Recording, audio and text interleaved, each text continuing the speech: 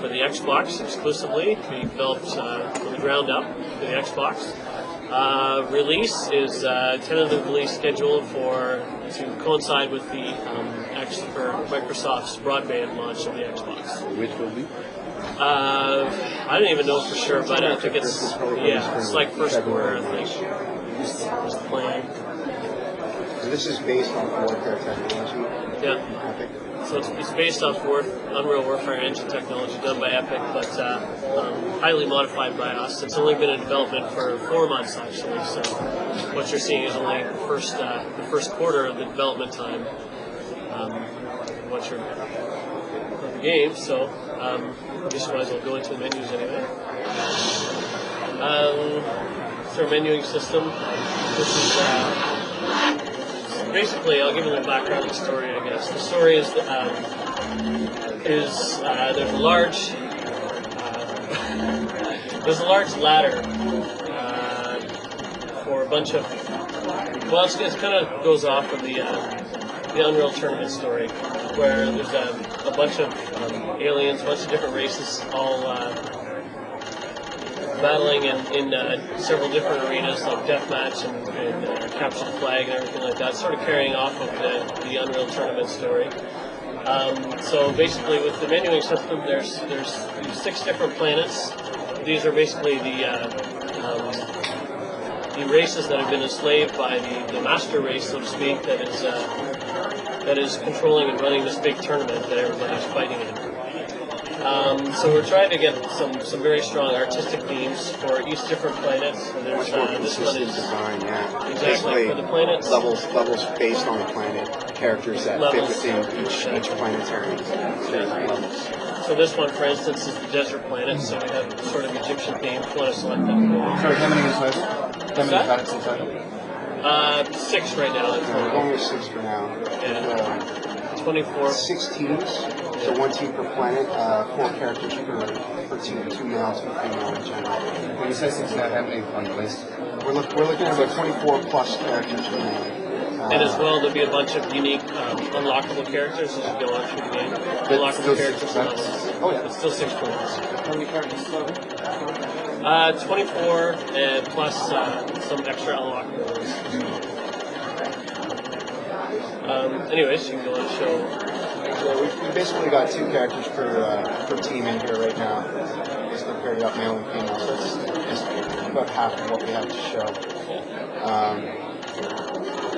Should I cycle through a few other characters? Sure, you might as well throw all planets and show all the characters off. These are, of course, in-game models and in-game skins and in-game texture resolutions and stuff like that. This is the ice planet. These are the juggernauts. They're sort of like the big, huge, beastly ones.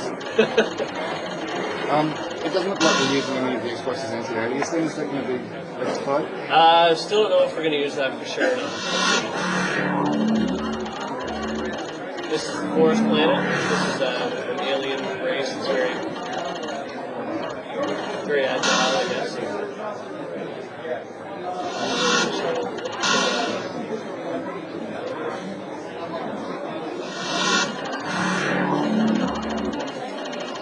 This is like the robot planet.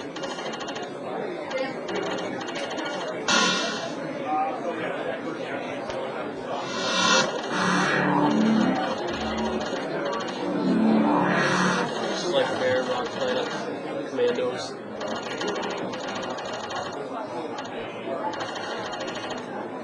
And I guess the last one's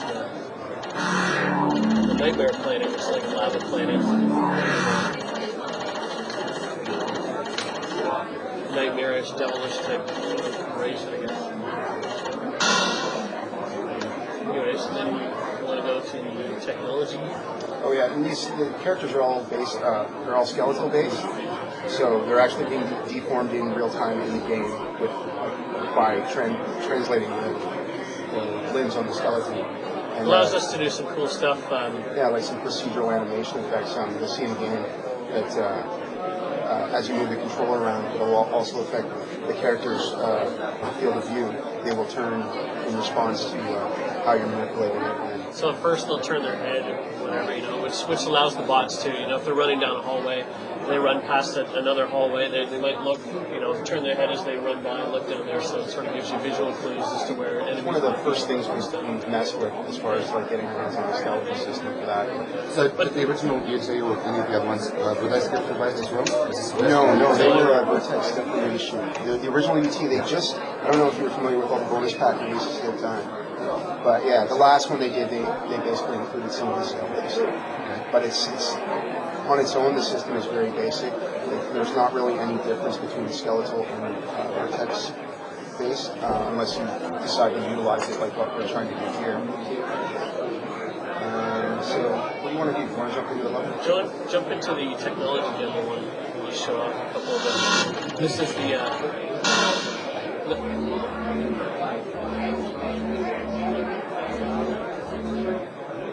no one more. That's it. This is the coder art room, we like to call it, but it's basically just showing you a bunch of the technologies that Digital Extremes themselves have been we've been working on and putting in. Unfortunately, neither of us are programmers, so we can't get too technical with it, but we'll do as best as we can. So this is just to show you, like I was saying, a couple of the in-your-face type effects, I guess. So it's based on the Unreal Warfare engine, which of course has a couple of advancements over Unreal Tournament, in that it's got terrain engines and it's hardware brushes, which is transform and light. It's able to have close to 100 times the detail that UT had. But these effects in here are all ones that are added by Digital Extremes themselves. That's a projection texture that's actually it's projected from a light source up there, the shadow there, the fan shadow moving around. And this shadow will actually go over the players and the weapons, and it can be moving as well. Soft shadow. Stencil buffer shadow on the player as well if you want to go into third person. See how it goes through the particle effects as well? Yeah. With the particle effects is another thing that Digital Extremes added in ourselves. So it's cool that the shadows. This projective shadowing also works with lights as well, so you can, instead of just projecting shadows, you can also project lights too. We'll show you a couple of cool effects with that later on. If you want to hop into third person, it's down. You can actually see it go over the light area. You see it go over the player itself. And the player on the ground, you can see the stencil buffer shadows there, which over all polygons here. And the particle effects, another thing we added, which is pretty cool, but once again, a lot of games out there are getting particle effects in. But one thing that we thought would be really cool to add would be wind affected particle. So this is what you can see as the rockets go through. It's a bit of first person view, you can see a little bit here.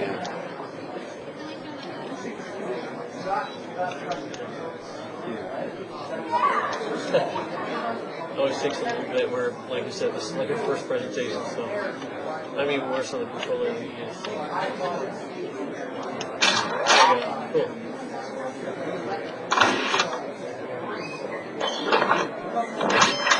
That's cool.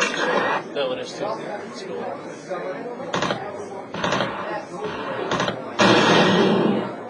Pretty good.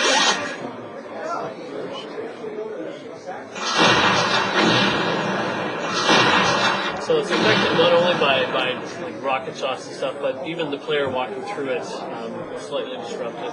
It's kind of hard to show in this level. We'll show you in the next one.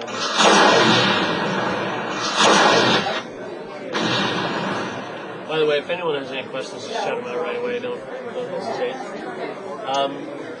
Yeah, so that's some of the cool stuff, some of the more cool stuff we're adding in. We might as well go show you some in-game levels. Okay, I don't want to be negative, but the aliasing is really obvious with the plus that's stuff on something the we'll settings. definitely have to look at what kind of performance hit the aliasing will be able to make this.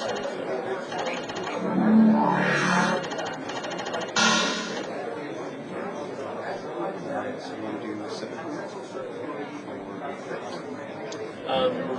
Yeah, let's go to that one.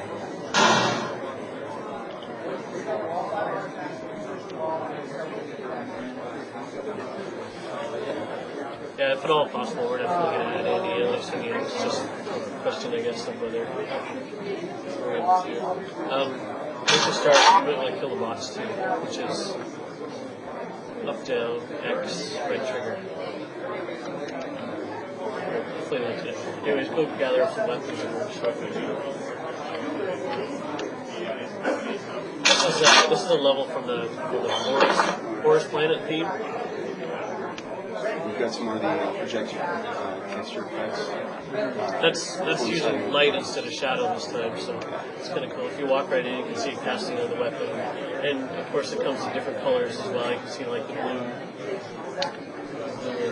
and the yellow and stuff. And that's working with the particle effects as well. So you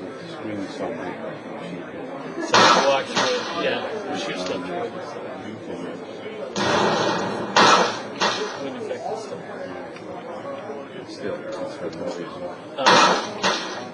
If you want to pick up, well, actually go back to the regular effects. Yeah, that good. You can show them the spark effects. Another cool thing with our particles that we've added is the particles actually have collisions. So you'll notice the sparks will bounce off the floor and off the other the walls. You can actually watch it bounce down the stairs.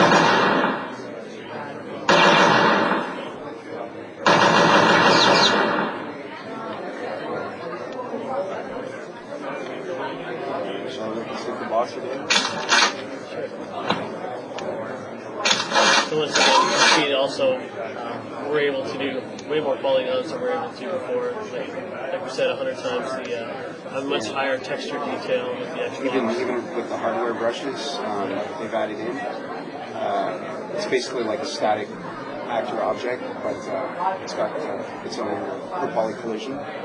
So when you see that button, we can essentially use a lot of those things and just make copies of them within the game. So we could, like this statue here, I think is around 2,000 polygons. We've got some other map objects that are upwards of 4,000. Will any of the objects in the environment be deformable? Be deformable? Other than the particle effects? For hardware brushes, no. It's the same with terrain too. We don't actually have. And once again, this is the level that you may have seen. If you've gone past the infograms booth, that's playable outside there. You can actually go play it. There you go. Once again, it's a whole different experience really from being a PC designer. Oh, there you go. That's right. They look like they're really bottomized right now. That means he's just getting it. So we can just get around easier. Got like little ambient creatures flying around. There's like a pterodactyl sitting on a tree over another spot. Yep, if you can hit them, apparently they do blow up. I think that's something just got in. Oh yeah, once again, being this is a console-only game right now designed. We're doing it ground up for the Xbox, so we're trying to put in a lot of cool things that work, specifically for the console. Like one of the small things we have in right now is a double jump. So if you can demonstrate it, if you manage to do the timing right, you can get an extra high jump. And we've been putting in a lot of different things like that, like special dodge moves like that you do. Do a double jump special rocket jump? What's that? Can you do a double jump rocket jump? You might be able to. I think right now you just blow yourself up, but Yeah, we don't have a lot of that tweaked yet. yeah. You can't have people do insane heights because sort of puts restrictions on what you can do with levels. Actually, right here is another cool example of some more technology that you use. We actually have 2 terrain layers there, one on the floor and one on the ceiling, so you can create the kind of cool cave effect there that you see. So, also, just the simple fact that we can run in and out of levels, like from an indoor setting to an outdoor. There's no transition at all. Are you looking at doing a full-player split screen? Not actually sure about 4-player split screen. Definitely 2-player for sure. We'll see how it goes with 4-player split screen. So yeah, what I was saying before about designing for the console specifically, a bunch of different cool, like offensive and defensive moves, like being able to do a key combination that will enable you to crouch and take more damage, but you of course are stationary, and that's usually a bit easier to hit. Special dodge moves where you can bounce off walls and do kind of matrix-like cool moves, stuff that's done with like key combinations, kind of like fighting games, I guess. We've made the weapon pickups a lot easier to see now, with very obvious particle effects. So it's very, very. It's going to be very easy to see where all the stuff is that you need to pick up. And a lot of these trees, it's all hardware brushes again. Because we can use so many, we can just actually give really forested foliage. Another thing we're very proud of, I guess. There's something about the plants on the ground as well. They're going to do some sort of procedural vortex effects that were affected by wind or whatnot. Yeah, I'm not sure. I think something like that's going to. Yeah. That's alpha texturing on the plants there. So. You've got all that on the characters as well. All the stuff with the plants actually. We wouldn't be able to afford the polygons if we had done it throughout the whole level. So what it does is it just spawns the smaller plants around you as you go. So it's pretty seamless actually. You can't even really tell that they're being spawned around you. Anyways, I guess this level's on the floor, so we can go show off a couple of the other theme-based levels and show you some of the unique things. I'm going to go to the ice planet, go to Polyndra. There was a really fast jump between the game and the interface. Yeah, it's pretty smooth. The loading time is here.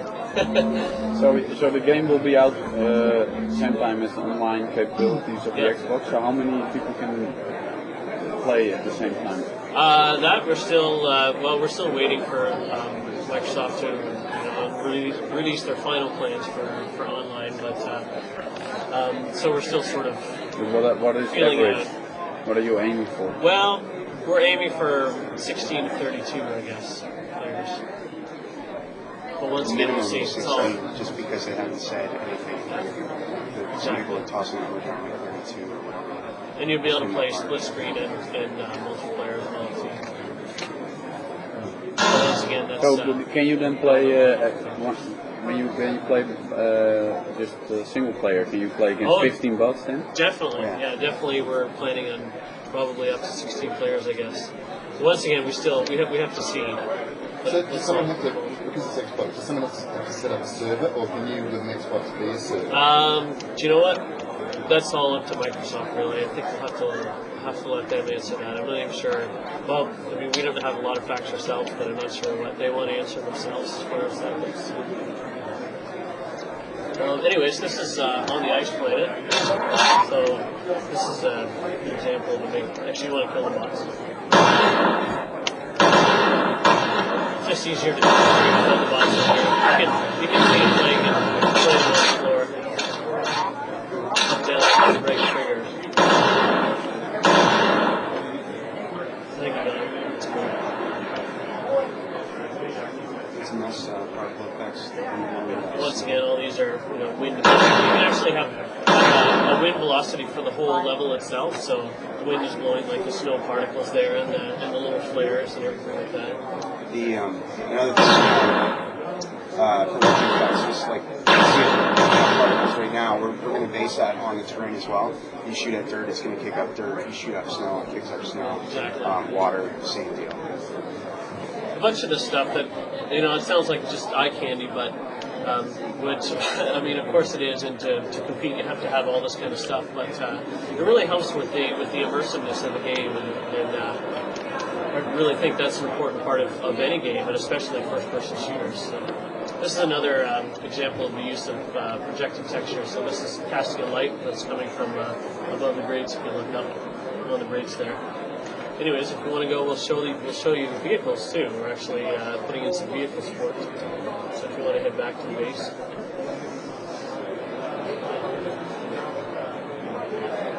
Hang right. Go right.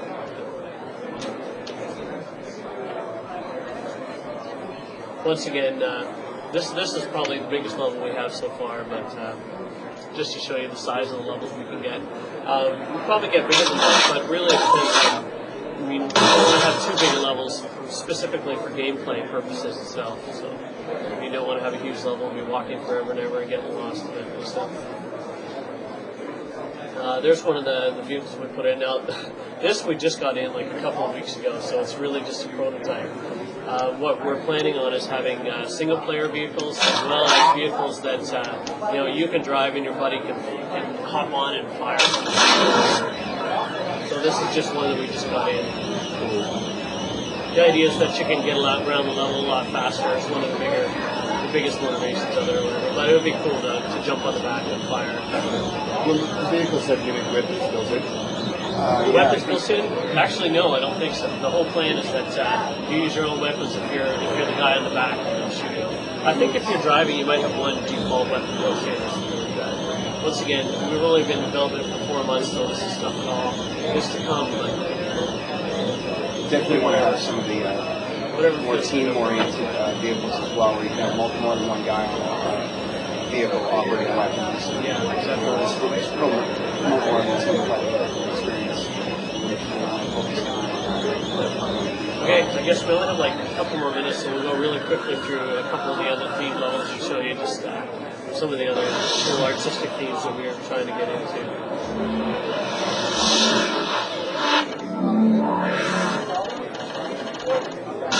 And go into smoke is probably good.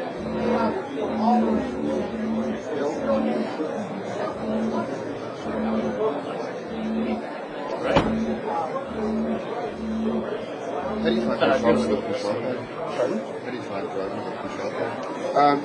We just got these a couple of days ago, but I did work on the PS2 port for UT, and I find this is actually a lot easier to use than that one was. So what's the difference? I don't know what it was. We've got jump effects built right into like our config. So like we've got this one controlling basically every direction you can move, plus you're jumping if you push down on it. So that puts a lot of control in your hand right there, and then this covers your turn. And then the rest of it you just got to call fire and jump modes. It's pretty cool. Well, of course, we'll have several different configurations, but this Yeah, is the that's one we what found the we best so far. user So defined. for development, we'll use this one mostly, I guess. To make sure there's several others available. But yeah, I'm pretty much a hardcore mouse keyboard deathmatch player, so it was a bit of a transition. But I find some of the guys I've talked to that like they pretty much only play consoles love it. Even a lot of the PC users are saying it's not as difficult as they thought it would be to make the transition. So this is one of the more polygon-intensive levels here. You can see there's like 50 to 60,000 polygons on screen. We have even more than that, I guess. So, and you can see there's not really any slowdown at all. So this is mostly hardware brushes in here, which is the transform lighting brushes. This is from the Nightmare Planet, so this is like that. One of the other themes again. Sorry, what was that?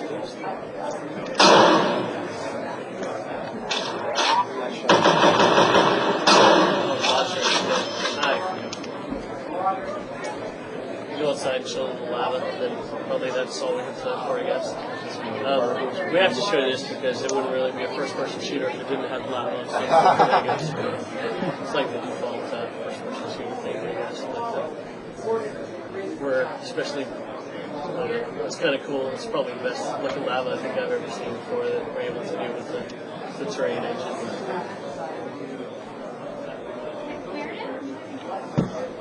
And once again, the smooth transition from outdoor areas to indoor areas and vice versa. Anyways, I think that's like pretty much it. If there's any questions, you guys fire them off. See what